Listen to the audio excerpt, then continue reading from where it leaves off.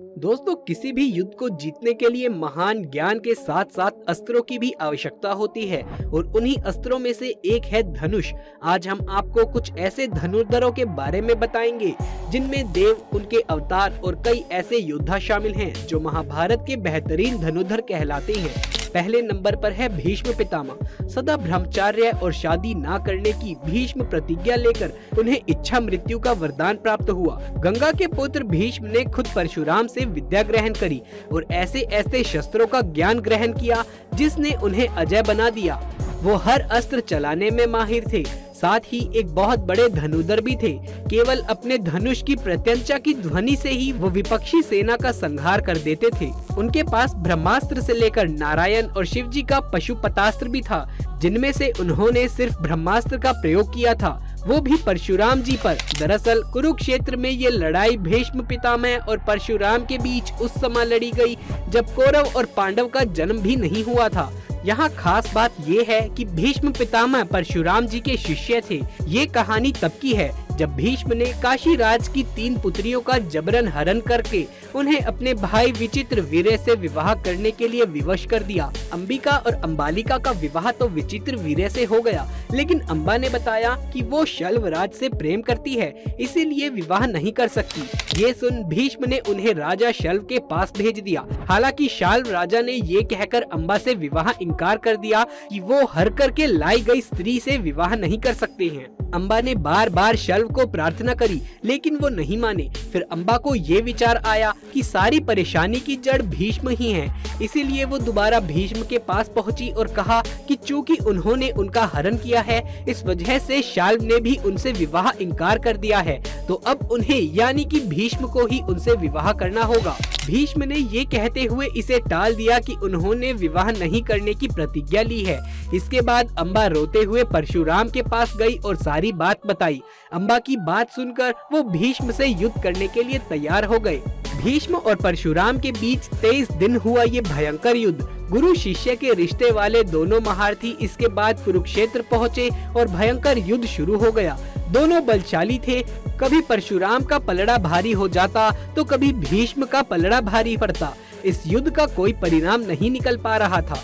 दोनों के बीच 23 दिन तक भयंकर संग्राम चलता रहा। जब दोनों योद्धाओं ने एक दूसरे पर ब्रह्मास्त्र तान दिया, तब नारद मुनि सहित भीष्म की माता गंगा और अन्य ऋषियों के समझौता कराने के बाद ये युद्ध बंद हुआ। नहीं तो 2 ब्रह्मास्त्र के आपस में टकराने से पूरी धरती अस्त व्यस्त हो जाती।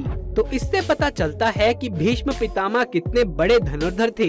अब आगे बढ़ते हैं और बात करते हैं दूसरे बड़े धनुर्धर की, जो है अर्जुन। 5 पांडवों में से एक अर्जुन की धनुष विद्या भी जग प्रसिद्ध है। गुरु द्रोण के श्रेष्ठ शिष्यों में से एक अर्जुन थे। द्रोण ने अर्जुन को धनुष सिखाते वक्त वचन दिया था कि तुमसे श्रेष्ठ इस संसार में कोई धनुर्धर नहीं होगा। अर्जुन के धनुष की टंकार से पूरा युद्ध क्षेत्र गूंज उठता था। रथ पर सवार कृष्ण और अर्जुन को देखने के लिए देवता भी स्वर्ग से उतर गए थे, लेकिन अर्जुन से भी श्रेष्ठ कोई था जिसे दुनिया अर्जुन से श्रेष्ठ मानती है। वो कोई और नहीं बल्कि सूर्य पुत्र कर्ण था। वैसे तो महाभारत काल में सैकड़ों योद्धा हुए, लेकिन दोस्तों कहते हैं कि युद्ध में कर्ण जैसा कोई धनुर्धर नहीं था। कवच और कुंडल नहीं उतरवाते तो कर्ण को मारना असंभव था। कर्ण के अर्जुन और एकलव्य से श्रेष्ठ धनुर्धर होने का प्रमाण ये है कि कर्ण के तीर की इतनी ताकत थी कि जब वो तीर चलाते थे और उनका तीर अर्जुन के रथ पर लग जाता था तो वो रथ पीछे कुछ दूरी पर खिसक जाता था। श्री कृष्ण अर्जुन से कहते हैं कि जिस रथ पर मैं और हनुमान जी स्वयं विराजमान हैं, इसके बावजूद भी कर्ण के धनुष से ये रथ इतना पीछे खिसक जा रहा है। इससे पता चलता है कि अर्जुन की धनुर्विद्या में कितना बल है। दोस्तों, खुद कृष्ण ने भी कई बार कर्ण की प्रशंसा की थी और उन्हें सर्वश्रेष्ठ कहा था। अब बात करते हैं एक ऐसे धनुर्धर की जिसका अंगूठा अगर ना लिया होता तो महाभारत कुछ और ही होती। वो कोई और नहीं बल्कि एकलव्य है। गुरु द्रोण की मूर्ति बनाकर मूर्ति के समक्ष एकलव्य ने धनुर्विद्या सीखी थी। गुरु द्रोण को जब इस बात का पता चला कि एकलव्य अर्जुन से भी श्रेष्ठ धनुष बाण चलाना सीख गए हैं, तो उन्होंने एकलव्य से पूछा कि तुमने ये विद्या कहाँ से सीखी। इस पर एकलव्य ने कहा, गुरुवर मैंने आपको ही गुरु मानकर आपकी मूर्ति के समक्ष ये विद्या को हासिल किया है। तब इस बात पर द्रोण ने कहा कि तब तो हम गुरु दक्षिणा के हकदार हैं। एकलव्य ये सुनकर प्रसन्न हो गया और कहने लगा कि मांगिए गुरुदेव, क्या मांगना चाहते हैं। द्रोण ने कहा कि मुझे तुम्हारे सीधे हाथ का अंगूठा चाहिए। अर्जुन को दिए गए वचन की रक्षा के लिए उन्होंने एकलव्य से उसका अंगूठा मांग लिया था और एकलव्य ने भी बिना किसी सवाल जवाब के अपना अंगूठा काटकर गुरु को दे दिया। कहा जाता है कि एकलव्य अंगूठा बलिदान करने के बाद भी नहीं रुका और बिना अंगूठे के ही अपनी धनुर्विद्या में कौशलता प्राप्त करता रहा। आज के युग में आयोजित होने वाले सभी तीरंदाज प्रतियोगिताओं में अंगूठे का प्रयोग नहीं करते हैं। इसमें अंगूठे के पास वाली 3 उंगलियों का प्रयोग किया जाता है। इसीलिए एकलव्य को आधुनिक तीरंदाजी का जनक कहा जाता है। प्रचलित कथाओं के अनुसार एकलव्य श्री कृष्ण को शत्रु मानने वाले जरासंध के साथ मिल गया था। जरासंध की सेना की तरफ से उसने मथुरा पर आक्रमण भी किया। एकलव्य ने यादव सेना के अधिकतर योद्धाओं को मार दिया था। जब ये सूचना श्री कृष्ण के पास पहुंची तो वो युद्ध करने आ गए।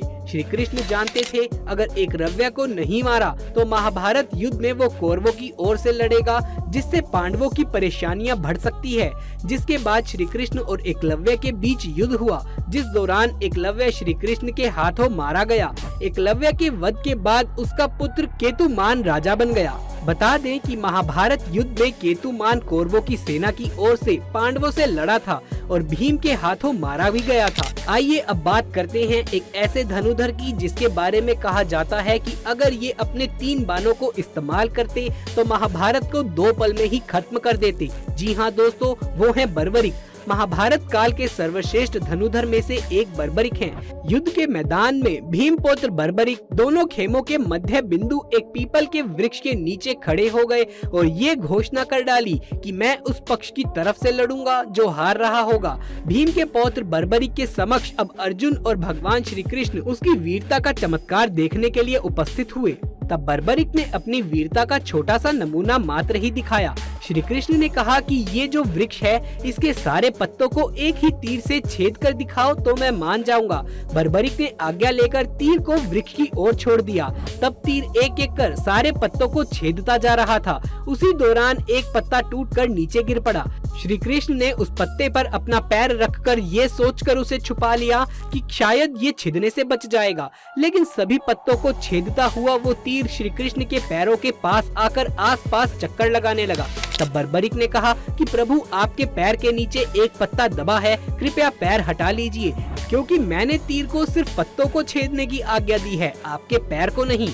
उसके इस चमत्कार को देखकर श्री कृष्ण चिंतित हो गए। भगवान श्री कृष्ण ये जानते थे कि बर्बरिक प्रतिज्ञावश हारने वाले का ही साथ देगा। अगर कौरव हारते हुए नजर आए तो फिर पांडवों के लिए संकट खड़ा हो जाएगा, और जब पांडव बर्बरिक के सामने हारते हुए नजर आएंगे तो वो पांडवों का साथ देने लगेगा।